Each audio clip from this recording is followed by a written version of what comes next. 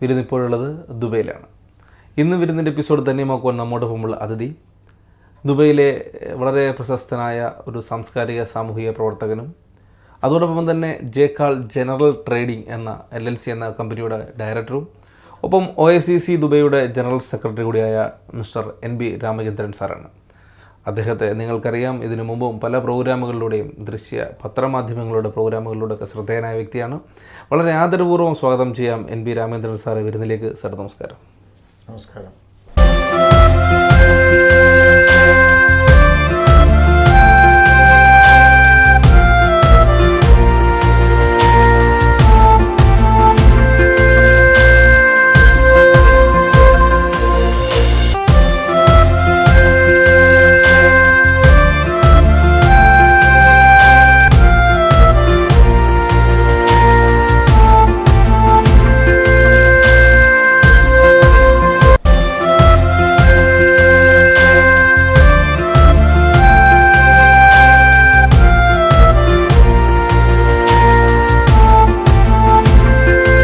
താങ്കളെ ഞാൻ വളരെ സന്തോഷപൂർവ്വം സ്വാഗതം ചെയ്യുകയാണ്. കാരണം താങ്കളുടെ ഒരുപാട് ഇൻ്റർവ്യൂകൾ പല ദൃശ്യമാധ്യമങ്ങളുടെയും ഒക്കെ നമ്മൾ കണ്ടതാണ്, നമ്മുടെ പ്രേക്ഷകർ കണ്ടതാണ്. എന്നിരുന്നാലും നമുക്ക് കുറച്ച് കാര്യങ്ങൾ ചോദിച്ചറിയേണ്ടതായിട്ടുള്ളത്, താങ്കളുടെ ഒരു പ്രവാസ ജീവിതം അത് ഏകദേശം ഒരുപാട് വർഷങ്ങൾക്ക് മുമ്പാണ് താങ്കൾ തുടങ്ങിയിരിക്കുന്നത്.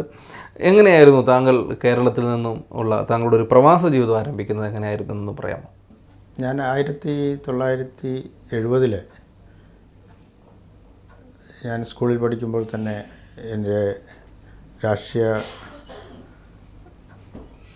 രാഷ്ട്രീയപരമായി എനിക്ക് കുറച്ച് താല്പര്യമുണ്ടായിരുന്നു. അതുകൊണ്ട് തന്നെ വിദ്യാർത്ഥി യൂണിയനിലും മറ്റും പ്രവർത്തിച്ചു. അതിനുശേഷം പ്രീ ഡിഗ്രി കഴിഞ്ഞതോടുകൂടി ഞാൻ ബോംബെയിലേക്ക് വണ്ടി കയറി പോവുകയാണ് ഉണ്ടായത്. എൻ്റെ എൽഡർ ബ്രദർ ബോംബെയിലായിരുന്നു. കാരണം എൻ്റെ അച്ഛനൊരു ഗവൺമെൻറ് ഉദ്യോഗസ്ഥനായിരുന്നു. കൂടുതൽ സാമ്പത്തികമായി കുറച്ച് പിന്നോക്കമായിരുന്നു. അതുകൊണ്ട് തന്നെ വിദ്യാഭ്യാസത്തിന് മുൻതൂക്കം കൊടുക്കാനും അതേപോലെ തന്നെ തൊഴിലവസരവും തേടിയാണ് ഞാൻ ബോംബെ എന്ന നഗരത്തിലേക്ക് യാത്രയായത്. ഏതാണ്ട് 42 വർഷം മുമ്പാണ് ഞാൻ കേരളം വിട്ടത്.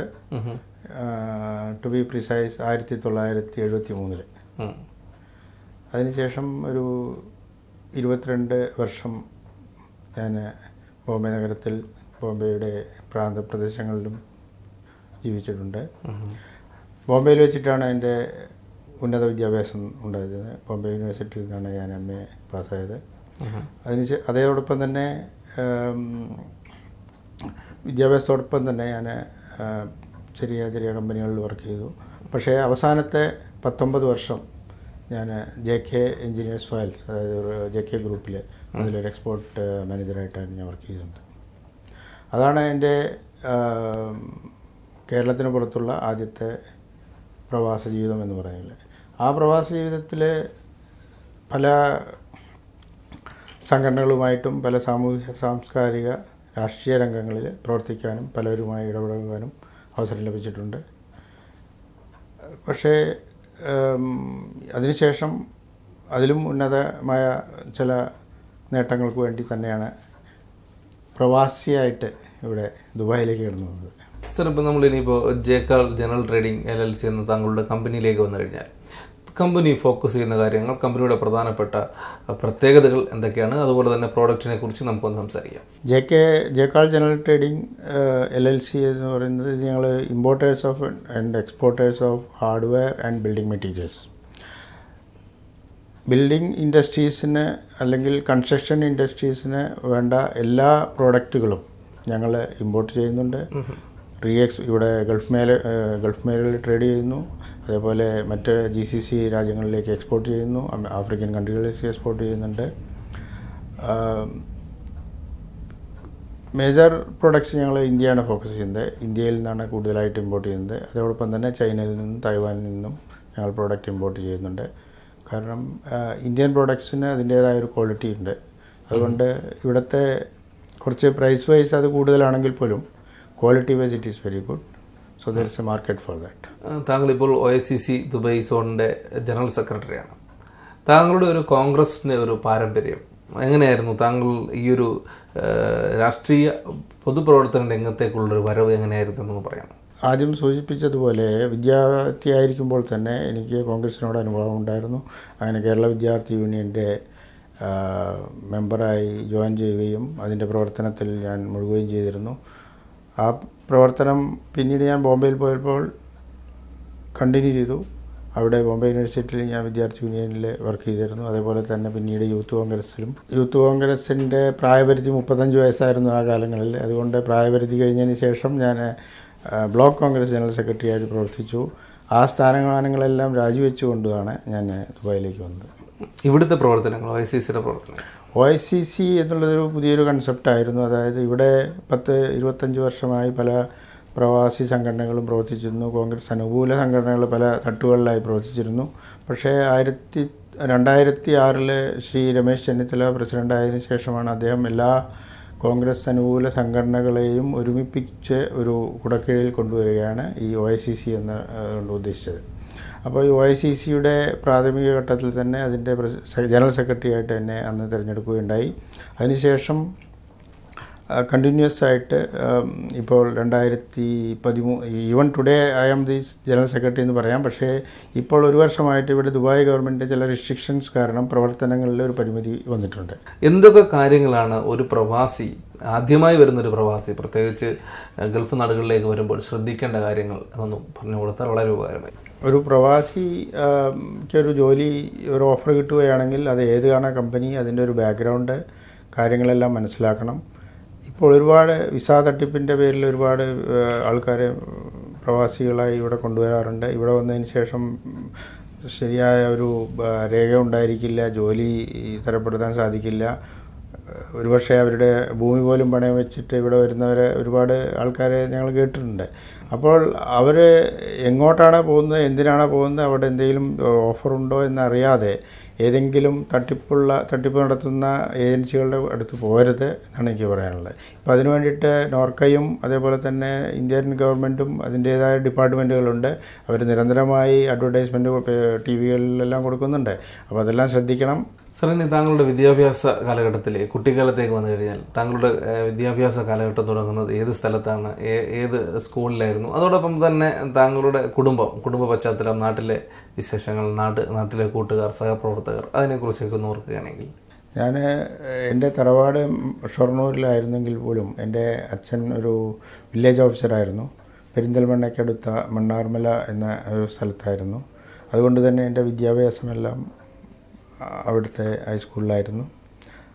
ആ വിദ്യാഭ്യാസ ജീവിതത്തിന് ശേഷം പെരിന്തൽമണ്ണ ഹൈസ്കൂളിലും അതേപോലെ തന്നെ പ്രീ ഡിഗ്രിയും അവിടെ വെച്ചിട്ടാണ് ഉണ്ടായത്.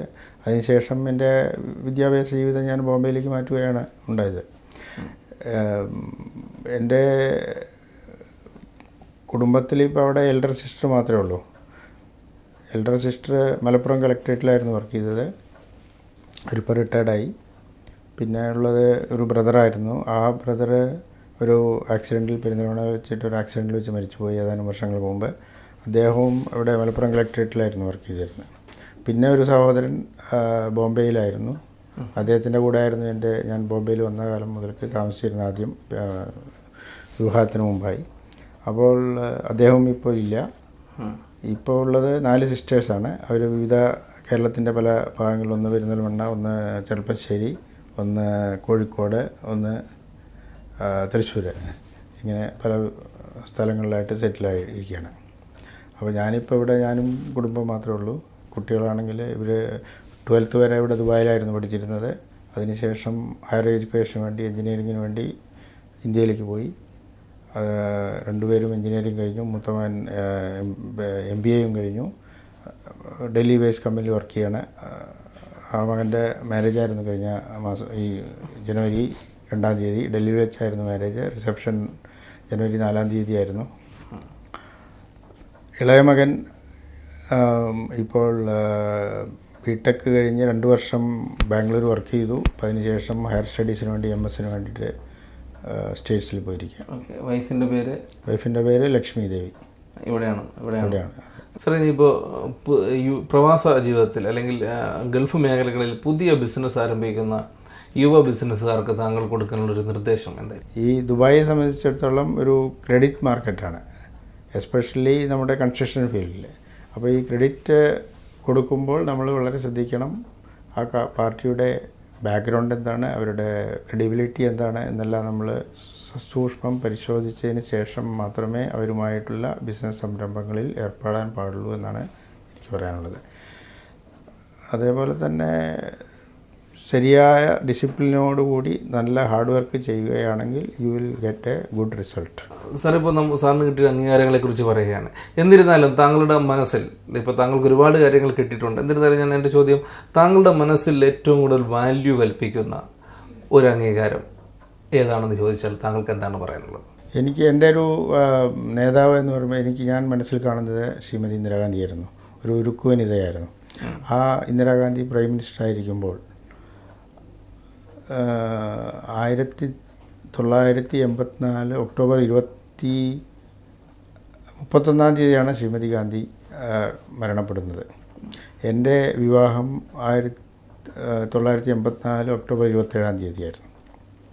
അപ്പോൾ ശ്രീമതി ഗാന്ധി മരിക്കുന്നതിന് ഏതാനും ദിവസങ്ങൾക്ക് മുമ്പ് ഒക്ടോബർ 26 സൈൻ ചെയ്ത ഞങ്ങൾക്കുള്ള ഒരു ബെസ്റ്റ് വിഷസ് എനിക്ക് അന്നത്തെ ഇന്ത്യൻ പ്രധാനമന്ത്രി അയച്ചു തന്നത്. അതാണ് ഞാൻ ഏറ്റവും വില കൽപ്പിക്കുന്നത്. അത് ഇന്നും ഞാൻ സൂക്ഷിച്ചു വെച്ചിട്ടുണ്ട്. വീട്ടിലുണ്ട്. സാർ, എന്തായാലും ഇത്രയും സമയം, താങ്കളുടെ വിലപ്പെട്ട സമയം ബിരുദിൻ്റെ പ്രിയപ്പെട്ട പ്രേക്ഷകരുമായി സംവദിക്കുകയും താങ്കളുടെ സാംസ്കാരിക സാമൂഹിക പൊതുപ്രവർത്തന മേഖലയെക്കുറിച്ച് ആധികാരികമായി സംസാരിക്കുകയും ഒപ്പം ജയകാൾ ജനറൽ ട്രേഡിംഗ് എന്ന താങ്കളുടെ കമ്പനിയുടെ വിശേഷങ്ങൾ പങ്കുവയ്ക്കുകയും ചെയ്തു. പിന്നെ കുടുംബ വിശേഷവും കുട്ടിക്കാലത്തെ വിശേഷങ്ങളൊക്കെ ഞങ്ങളോട് സംസാരിച്ചു. ഒരിക്കൽ കൂടി ഇത്രയും സമയം ഞങ്ങളുടെ പ്രേക്ഷകരുമായി സംവദിച്ചതിൽ, സമയം കണ്ടെത്തിയതിൽ ഞങ്ങളുടെ ഹൃദയംഗമായി നന്ദി അറിയിക്കാനേ. Thank you very much.